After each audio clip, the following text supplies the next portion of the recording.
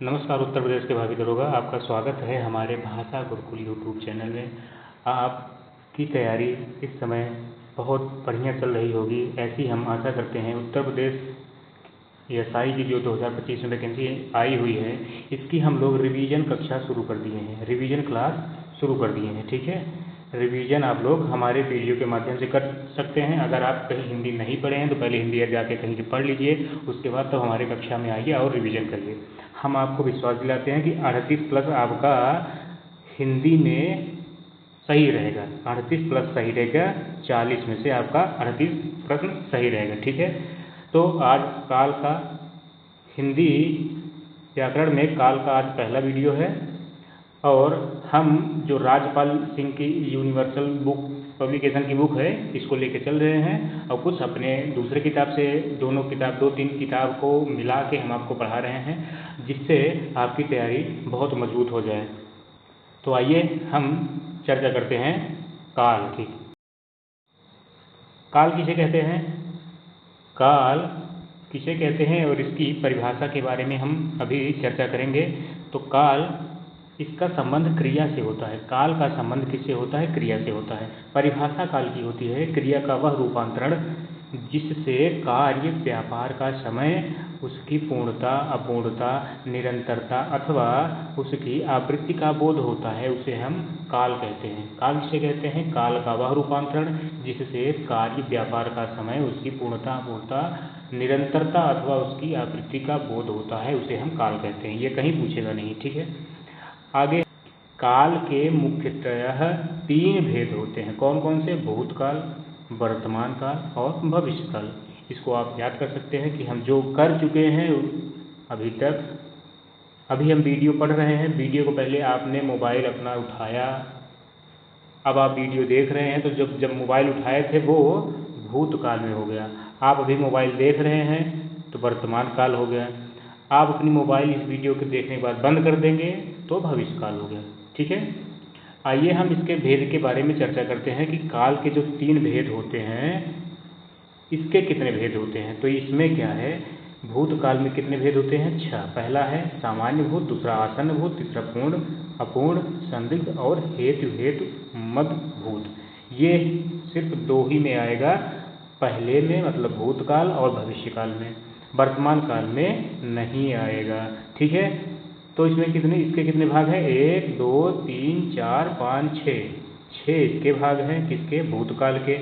वर्तमान काल के कितने हैं? 6 भूतकाल के। वर्तमान काल के कितने हैं? 1 2 3 4 5।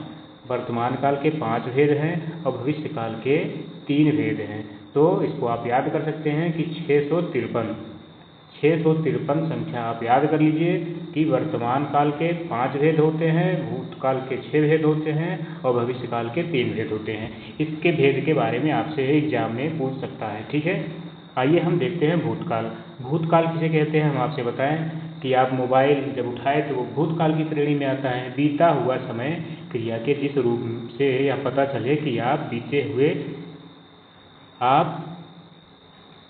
ठीक है, क्या होता है भूतकाल?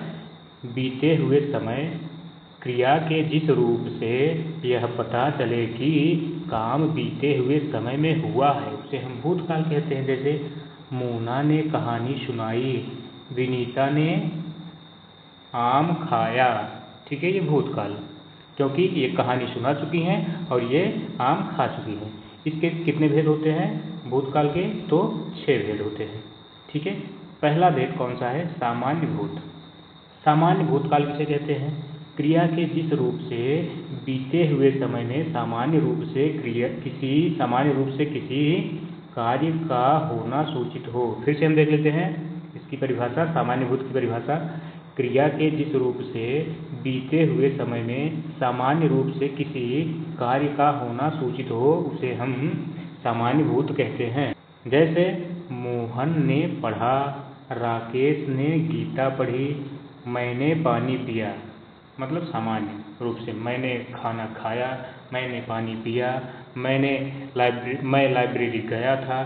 तो ये सामान्य भूत में आएगा। ठीक है, अब देखते हैं आसन्न भूत किसे कहते हैं। अभी अभी जो हुआ है, निकट, जल्द में ही। जैसे आसन्न माने निकटवर्ती समय, जिससे यह ज्ञात हो कि कोई कार्य अभी अभी समाप्त हुआ है। आसन्न भूत में ये होता है जिससे यह पता चलता है कि कोई कार्य अभी अभी समाप्त हुआ है। जैसे रेल चली गई, जूही अभी आई है, रुद्रांश ने गीता पढ़ी है। जो अभी निकट, जैसे मैंने खाना खा लिया, अभी आप खाना खाए और आके बैठे हैं, तो आप जो खाना खाए तो आसन्न भूत इस श्रेणी में आता है। ठीक है। नोट क्या है इसमें? आसन्न भूतकाल और पूर्ण वर्तमान काल एक ही होते हैं। ठीक है। आसन्न भूतकाल और पूर्ण वर्तमान काल एक ही होते हैं। अगर आसन्न भूतकाल और पूर्ण वर्तमान काल ये दोनों ऑप्शन में रहेंगे नहीं। अगर ये पूछ लिया कि रेल चली गई, इसमें कौन सा काल है, तो आसन्न भूतकाल या तो दिया रहेगा या दिया रहेगा पूर्ण वर्तमान काल। ठीक है। आगे हम चर्चा करते हैं तीसरा कौन सा है। पहचान इसकी है आसन्न में, जैसे लिया है, दिया है, खाया है, सोया है, बोला है, नहाया है, खोया है, यही सब रहेगा। आइए देखते हैं पूर्ण भूतकाल। पूर्ण भूतकाल किसे कहते हैं? क्रिया के जिस रूप से यह ज्ञात हो कि कार्य बीते हुए समय में बहुत पहले समाप्त हो चुका था। क्रिया के जिस रूप में कार्य बीते हुए समय में यह ज्ञात हो कि कार्य बहुत पहले समाप्त हो चुका था। जैसे अंशु कल दिल्ली गई थी, अंशु कल दिल्ली गई थी मतलब समाप्त हो चुका है। कल तूफान आया था, समाप्त हो चुका है। तन्वी फल खा चुकी थी। ठीक है। इसमें इसकी पहचान क्या है? पिया था, दिया था, लिया था, पाया था, खाया था, पिया था, यही सब रहेगा। आगे आता है कौन सा? अपूर्ण भूतकाल। अगर आप हिंदी कहीं से पढ़े हुए हैं तभी आप हमारा वीडियो रिवाइज करिए। ये वीडियो हम क्यों बना रहे हैं? ताकि आप जब आपका एग्जाम रहे UPSI का, तो आप इसको देख सके जल्दी। पूरे 2 में लगा लीजिए, उसके बाद जल्दी से रिवीजन कर लीजिए पूरा। एक दिन में क्या, 2-3 घंटे के अंदर अंदर आप पूरा रिवीजन कर लेंगे हिंदी। आप कल पेपर देने जा रहे हैं, आज रिवीजन कर सकते हैं। पेपर देने के एक दिन पहले मत पढ़िए, हालांकि सभी पढ़ते हैं, कोई तसल्ली नहीं होती ना, इसलिए। चलिए आगे देखते हैं। अपूर्ण भूतकाल। क्रिया के जिस रूप से यह ज्ञात हो कि कोई कार्य बीते हुए समय में शुरू तो हुआ था किंतु पूर्ण ना हो सका। अपूर्ण भूतकाल मतलब क्रिया से यह पता चले कि कोई कार्य शुरू तो हुआ था लेकिन पूर्ण नहीं हो सका। जैसे मैं भगवत गीता खरीद रहा था, पूर्ण नहीं हुआ है। रूबी हंस रही थी, पूर्ण नहीं। अब आ जाता है संदिग्ध भूत। संदिग्ध भूत किसे कहते हैं? संदिग्ध भूत बीते हुए समय में क्रिया के जिस रूप से कार्य के करने या होने में संदेह प्रकट हो, उसे हम संदेह भूतकाल कहते हैं। जिसमें संदेह प्रकट हो उसे हम संदेह भूतकाल कहते हैं। ठीक है। जैसे विनीता ने मेरी शिकायत की होगी, संदिग्ध भूतकाल में है, पता नहीं की है कि नहीं की है। मोनू समय पर घर पहुंच गया होगा, पता नहीं है पहुंचा होगा कि नहीं पहुंचा होगा। सीमा विद्यालय से आ गई होगी, जैसे इसके अंत में रहा, लिया होगा, दिया होगा, बोला होगा, संभावना रहेगा अंत में, तो वही संदिग्ध भूतकाल होता है। इसमें बहुत मतलब कराने की जरूरत नहीं है। ठीक है। आगे है हेतु मद भूतकाल। कारण कार्य संबंध। हेतु मद भूतकाल में क्या रहेगा? कारण कार्य संबंध। जैसे इसमें कोई कार्य भूतकाल में हो सकता था किंतु किसी कारणवश वह ना हो सका।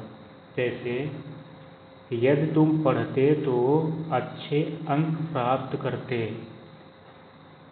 वर्षा हुई होती तो भीषण गर्मी ना पड़ती। जैसे अगर तुम अच्छी मेहनत करोगे तो उत्तर प्रदेश में दरोगा बन जाओगे। तो यही सब हेतु मद भूतकाल के अंतर्गत आता है। आज हम लोग यहीं तक पढ़ते हैं, क्योंकि वीडियो हम छोटा छोटा बना रहे हैं ताकि आप लोग बहुत जल्दी से रिवाइज कर लीजिए, बहुत समय ना लगे। क्योंकि एग्जाम समय बहुत कम होता है, एग्जाम के टाइम में समय बहुत कम होता है। हम अपना अमूल्य समय कैसे बचा के अपना अच्छा तैयारी करें। हम टारगेट लेके चल रहे हैं कि 38+ आप अगर और कहीं से पढ़ें और हमारा वीडियो रिवाइज कर लेते हैं तो 38+ आपका हिंदी सही हो जाएगा, कोई इसमें रोक नहीं सकता है। अभी हम हिंदी व्याकरण पढ़ रहे हैं, फिर आगे चल के हम हिंदी साहित्य के प्रश्न भी पढ़ेंगे। हम आपको मूल विधि के कुछ वाद पढ़ा देंगे, कुछ जो जरूरी हमको लगेगा कि आप कमेंट बॉक्स में बता सकते हैं कि ये पढ़ा दीजिए सर, ये पढ़ा दीजिए, तो हम पढ़ा देंगे। वैसे नहीं तो हमको जो अच्छा लगेगा, जो हमको लगेगा कि आपको जरूरत है, वो हम पढ़ा देंगे। निश्चित फलता है। आप हमारे भाषा गुरुकुल यूट्यूब चैनल से जुड़े रहिए। चैनल पे आप अगर नए हैं तो सब्सक्राइब कर लीजिए, अगर मन हो तो, नहीं तो लाइक करके निकलिए, फिर दूसरा वीडियो देखिए, ठीक है। अब इसका अगर आप PDF चाहते हैं तो आप हमारे टेलीग्राम चैनल जो भाषा गुरुकुल के नाम से है उससे भी प्राप्त कर सकते हैं, ठीक है। तो नमस्कार, धन्यवाद, राम राम। आप पढ़ाई करते रहिए, पढ़ाई बहुत बढ़िया से करते रहिए। अभी हम वीडियो बनाएंगे कि उत्तर प्रदेश में अगर आप लोग टेस्ट दे रहे हैं उत्तर प्रदेश SI का, तो टेस्ट में नंबर कैसे बढ़ाएं। 2-4 दिन में हम वीडियो अपलोड कर देंगे, ठीक है। धन्यवाद।